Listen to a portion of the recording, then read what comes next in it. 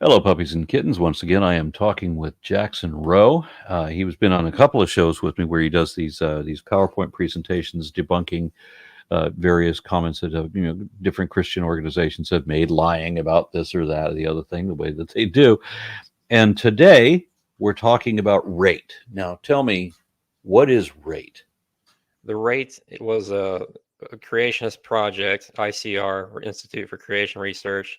They did radioisotope ancient age of the Earth, is what they called it, which is a stretch of an acronym, really, but that's what they called it. But basically, all of their tests were either misrepresentations of others' data, or they deliberately did the wrong tests and they knew it. I believe they did know it. So I'm going to get into that today. Well, it's not like they haven't had plenty of opportunity to show that creationists have falsified information and that they definitely knew that what they were saying was not legit or that they were twisting the facts. Yeah, they Right. twisted pretty extensively here. Yeah, All right. well, go ahead. Do you have a PowerPoint this time? Yeah, I do. Oh, I figured as much. There it is. Okay, this is just to start out. This is the radiocarbon dating process, which creationists have misrepresented. I'll get into how this works a little bit. This is the sample wheel of the mass spectrometer at UC Irvine. It has 60 sample holders. They're 1 millimeter wide, 4 millimeters deep. That's not really important. It's just kind of fun to illustrate it. Now, I asked a few geochronologists about certain aspects of this, and what a lot of, like, when I get into the diamonds, the R.A.T.E team measured diamonds, and they took other measurements from diamonds, measuring the machine background, which I'll explain what that is in a moment. But this is Dr. Alexander Cherkinsky, who said this via email to me. He said, "We used for estimation of the accelerated mass spectrometer machine background geologic graphite, which has no radiocarbon at all. We run it periodically and get an age of 56,000 to 60,000 years." Now, this is important because it has no carbon-14 in it, and they're getting these ages. Now, a layman would look at this and say, well, obviously this is flawed or something. But if you put a diamond in there, you're going to get similar ages, and that's important for later. They're measuring the machine background, little particles that are left over from past tests or misidentified particles or whatever. And I asked him about coal, and he said coal does not usually contain carbon-14. Creationists claim they got coal with carbon-14 in it. Maybe they did a little bit. Maybe it was contaminated. But most coal does not contain that, and they use it for background tests because it doesn't contain carbon-14. And they get ages of 53,000 to 56,000, and they subtract that out from the actual sample. Even empty aluminum target holders will get an age of 85,000 years. This is from a paper, by the way, I'll mention again in a moment. John Southern, I talked to him. Wait, they're getting This is just illustrating machine background varies. They're getting radiocarbon dates of 85,000 years for empty target holders. Yes, that's just because of the machine background, which I'll explain more about that in a moment. Okay. 61. This is just explaining that each machine has a different machine background level, and it varies between tests. So this one says it's usually about 61,000 years. This one says about 50,000 for that machine. This one's 50 to 55. This one's 68. Now we're getting into the good stuff. That's just to illustrate a few points. These are the ages of the things that they tested or stole from other tests and used for their purposes. Now carbon-14, this is an important point, decays after about 50,000 years. It has a half-life of about 5,000 years. So about 50,000 years out, you can't really measure it. So they said, the R.A.T.E team said they got carbon-14 in diamonds. But if you look here at the numbers, that you get 80,000 years, 70,000 years, 52,000 years is the youngest. It's hitting the wall of the measurability of the carbon-14 tests. And that's because it's picking up the machine background. The diamond does not actually contain carbon-14 like they claim. Mm. Similarly, for coal, it's hitting a wall. Geologic graphite, it's all hitting the end. All the R.A.T.E samples were hitting the cutoff point at 50,000 years of carbon-14's readability. If the samples had shown an apparent age of 10,000 years or something, 6,000 years, 4,500 years, that would have been more suspicious. And that lends more argument that that was the machine background they were measuring. And this is John Sutton, what he had to say about all this. They actually stole his paper. Andrew Snelling did. He stole his paper about measuring diamonds to test the machine background. Andrew Snelling took that to mean there was intrinsic carbon-14 in the sample. He tried to twist it and make it sound that way. And John Sutton said, what some people don't seem to appreciate is just how difficult it is to remove all the contaminating young carbon in a carbon sample to be dated. Likewise, it's almost impossible to avoid introducing contamination from the handling that must inevitably take place to get material that should contain no carbon, or at least no carbon-14, into the accelerated mass spectrometer ion source and measure it. Contamination can also take place within the ion source itself due to crosstalk or ion source memory, where atoms of molecules from previously measured samples or from carbon-containing materials in the source end up in or on the new dead samples as it is being measured. He goes on to say, and I'll just kind of summarize it.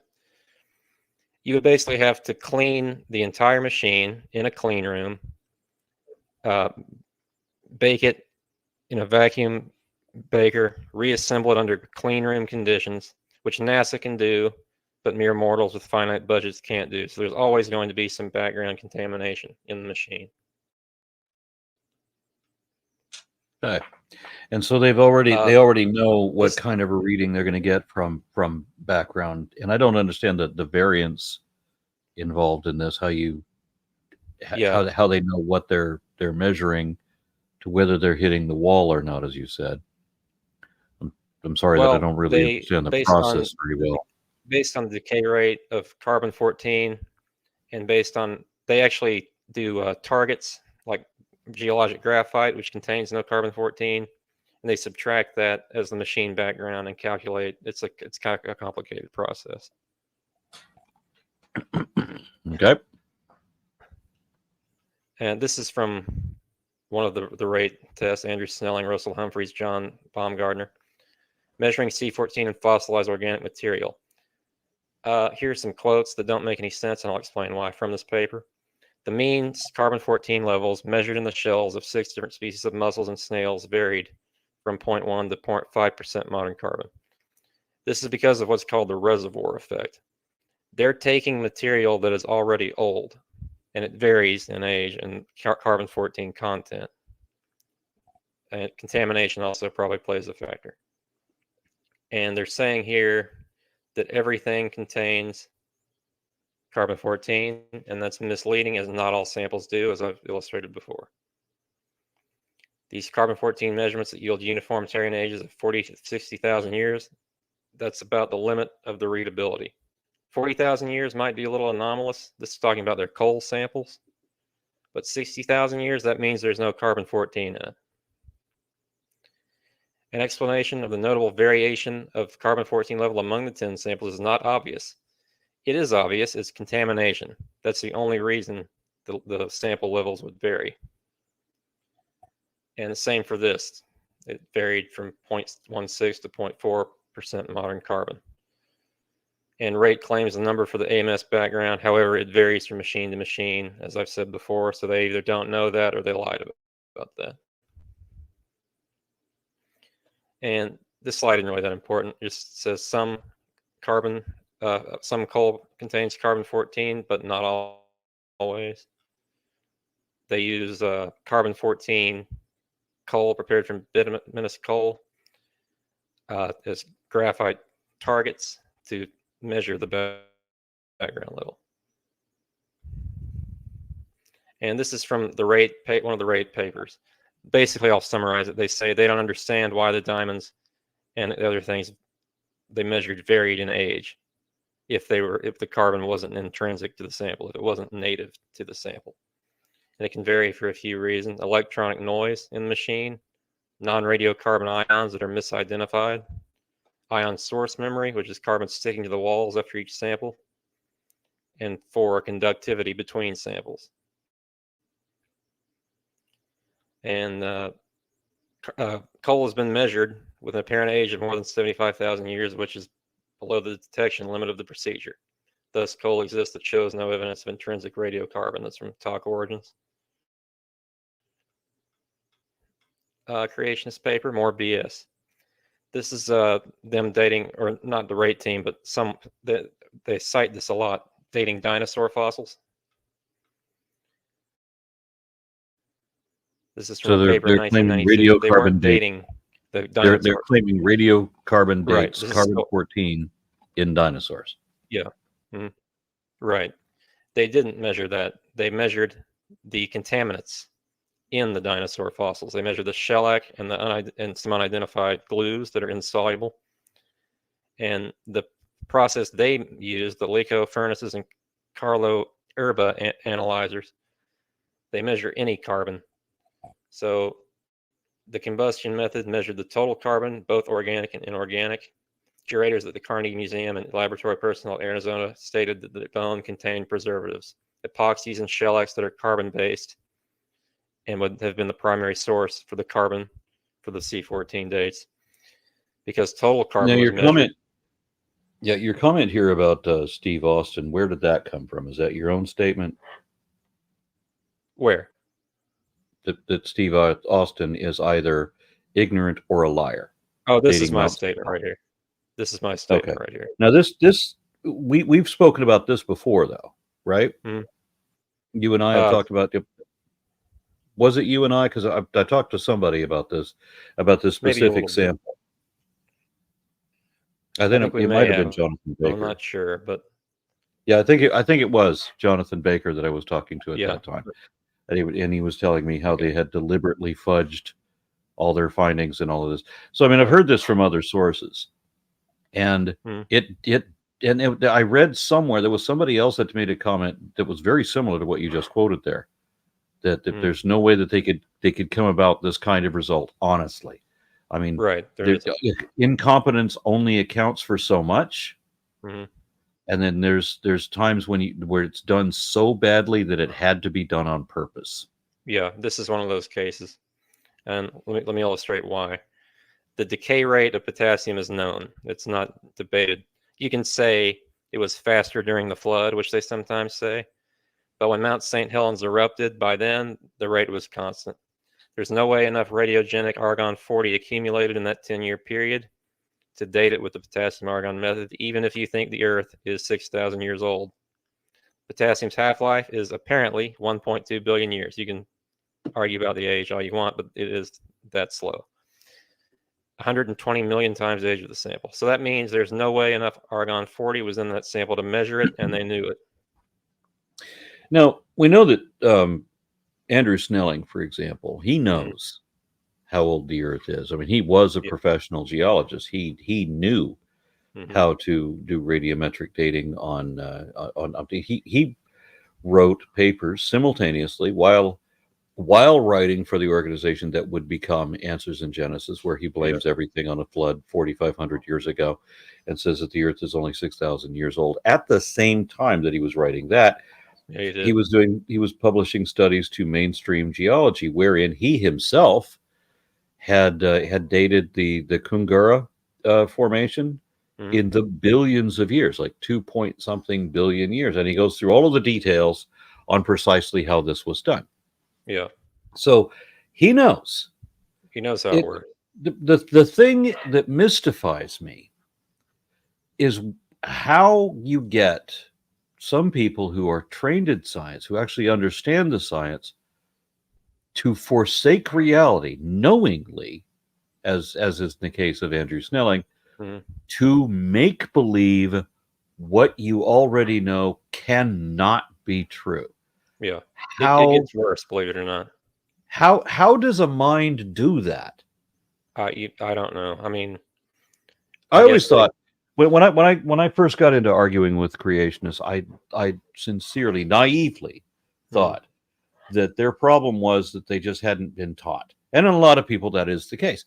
But when Yeah. you're talking to religious apologists, They know. there are a few who actually know better, Hmm. and it doesn't matter.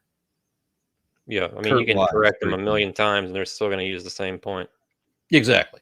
Yeah. And they'll repeat the same error no matter how many times it's been corrected, no matter how publicly it was corrected. They're going Hmm. to still repeat the same lie and just double down on it and never acknowledge that they've been shown to be wrong over and over and over again.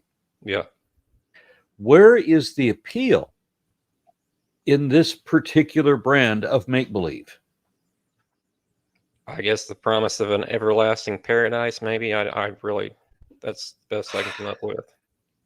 I can't even imagine I don't know. a thing that isn't real. But I've met people who think that if you believe something hard enough, and if you get enough people to believe something hard enough, that it will come true. Hmm. Or if it doesn't come true, as long as you can convince yourself of it thoroughly, then it won't matter because Yeah. you'll think it's true. Yeah. I've seen people in situations where they think they've won $1 million, for example. I know this one person thought they'd won Publishers Clearinghouse sweepstakes or whatever. She thought that she'd won that or similar contests Hmm. 3 or 4 times. And then I would look at the document that shows that there's making the claim, or she thinks that's making the claim that she won, and then I would see the fine print. What did you not see that down here where it says this is not a check? Yeah. Something like that. And so then she just started hiding stuff from me because she thinks that my skepticism, my belief in the contrary, is somehow jinxing her belief in the positive, that if I just let her believe, then it would have happened. Yeah. I'm wondering if these creationists are that way. I guess so. I don't know why they would lie about it if they didn't want it to be true. I guess that's what they're doing. And I can't imagine why anybody would want such a ghastly thing as what they believe to be true. Anyway. Yeah. But here's what Austin did with the Mount St. Helens samples. He took a 7-kilogram piece, just picked it up, which is not how you do it, by the way. He took 2 1-kilogram portions of it and ground it down, sifted it out to the size of the lab specifications. He then just sent random pieces of it to be dated with potassium argon. You don't just send random pieces. You select certain crystals that are minerals that are not inclusions, that are not older material in that lava flow. So you know that you're dating the actual material from that current lava flow. So he didn't do that. He just sent random pieces. The problem with that, like I said, he literally picked up a rock from the lava dome. He didn't even drill into the flow. He claims no inclusions are in the 1-kilogram samples. He doesn't explain how he knows this. Xenoliths, which are the inclusions of the older pieces, can be as small as a grain of sand. And it's highly likely some are ground down in his samples. But that's not the biggest thing. It doesn't really matter. Using potassium argon is the wrong method. With over a 1 billion year half-life, even if you think the Earth is young, there will not be enough daughter element to measure, and the results will be wrong. And Austin knew this. He's a Yes. doctor. He knew Yes. this. So when I was talking to Jonathan Baker about this, what we said about this was if you take, you've got different scales for different measures. If you're measuring gold, for example, you're not going to use the bathroom scale that weigh yourself on. Right. And likewise, if you're a trucker and you're coming to a border crossing, there's a big there's a weigh scale that your truck goes on. You're not going to weigh yourself on that. You're certainly not going to weigh your jewelry on that. Mm-hmm. The amount of gold bullion you have. You're Yeah. going to use the appropriate scale. Yeah. And so Austin basically these people knew that going with something that is like one of the oldest methods they can find, that the error bars or the error range would be sufficient to call everything into question. It was brand new, and if it's plus or minus 100,000 years or 200,000 years, something like that. If you use the oldest measure, same as Mhm. measuring your gold on a truck scale, Yeah. The error range is going to be enough to call it into question. And so when Yeah. people have no background information on this, have no understanding on any of this at all, then of course they find that convincing. Mm-hmm. Yeah, on the surface, to layman, it does sound convincing, but he was measuring an elephant on a gram scale. Yeah, it's a funny thing. I gave a presentation, or I went to. What's that? What do you say, sir? Oh, nothing. Go ahead. I went to nothing. Go ahead. a presentation. What? Can you hear me? Okay, I went to a presentation at some local church where somebody from Answers in Genesis was giving a creationist seminar on intelligent design. And when he finished his presentation and it went into Q&A, I launched into him with my notebook all scribbled on for all these things that he had said, and I'm blasting him on every fraudulent statement he'd made. Mm-hmm. And the surprising thing was how the audience reacted. The audience were not outraged that he had lied to them. They were angry at me for exposing the lies he told. They wanted to believe those lies. They paid that man to reassure their faith, to make them feel confident about what they believed. And here I am, harshing the buzz. They want to be stoned, and I'm bringing sobriety. That was the problem. Yeah. So just how bad is that paper? The 2003 paper, the R.A.T.E paper, they don't even abbreviate percent modern carbon correctly. They abbreviate it lowercase. The actual is lowercase p, capital M, capital C. This speaks volumes about their understanding of this subject. Now here's a pretty outrageous one. Radioisotope dating of the Grand Canyon rocks. What do you think Andrew Snelling dated from here? He dated the basement. He dated the metamorphic rock. Snelling dated metamorphic rock. This is usually avoided because it's known to produce incorrect results on occasion. He used potassium argon, samarium neodymium, and rubidium strontium. What method was he using here? He's using potassium argon, samarium neodymium, rubidium strontium, and he's using it on metamorphic rock, which of course came out wrong, because sometimes the date of metamorphosis is recorded, and sometimes somewhere between metamorphosis of the rock and when it formed. So you're going to get weird answers when you do metamorphic rock sometimes, weird ages. Okay. And Andrew Snelling's a doctor, and he would have surely known that. They never date ancient lava flows, if you'll notice. They never date. They date dinosaur bones with carbon-14, and they date metamorphic rock with the wrong method. I didn't know that you could date metamorphic rock radiometrically. Yeah, they usually avoid it because it can give some weird answers and some weird ages, and in this case, it did. Okay. Yeah. The R.A.T.E team, especially Andrew Snelling, are liars. All their tests are designed to fail, and they know it. For example, recording machine background levels for diamonds, recording contamination for coal, dating 10-year-old samples with potassium argon, and dating metamorphic rock. If they used uranium lead and potassium argon on ancient lava flow, they may have obtained results they didn't want. This is why they avoided doing radiometric dating correctly on purpose. So that's my my presentation on that. And that is why technical. I apologize for that, but no worries. That's why when I make offers to prove evolution to your satisfaction, I've been offering that since the 1990s, and in the handful of times, maybe a dozen times that I've had takers, most people will just flee from the challenge altogether. They have no interest at all. They don't want this proven. They don't want to understand it. They want to maintain a misunderstanding.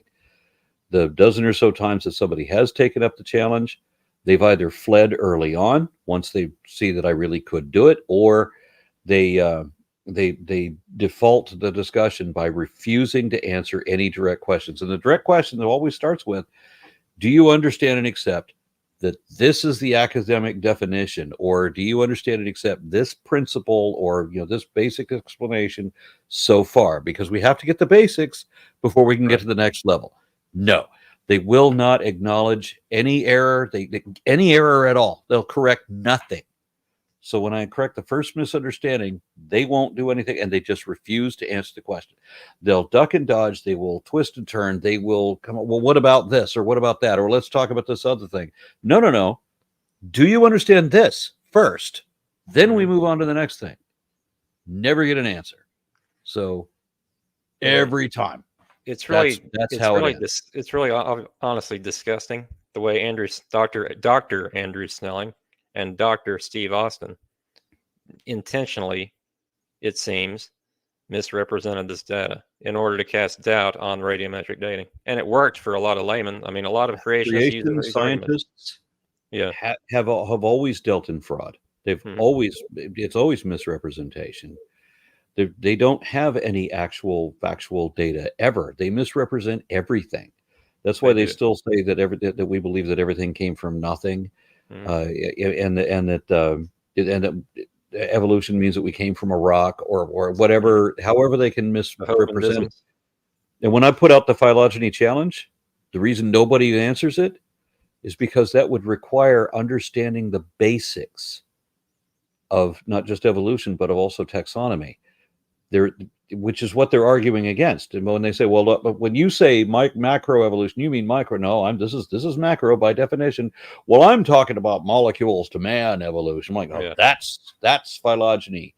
That's taxonomy. That's where you say that, okay, there's a certain amount in the family tree. You have these orchards that they talk about. There was like these created kinds, and so you have all of these different new varieties springing forth from these created kinds. Okay, well, we're going to identify what these kinds are. So you accept taxonomy up to this point.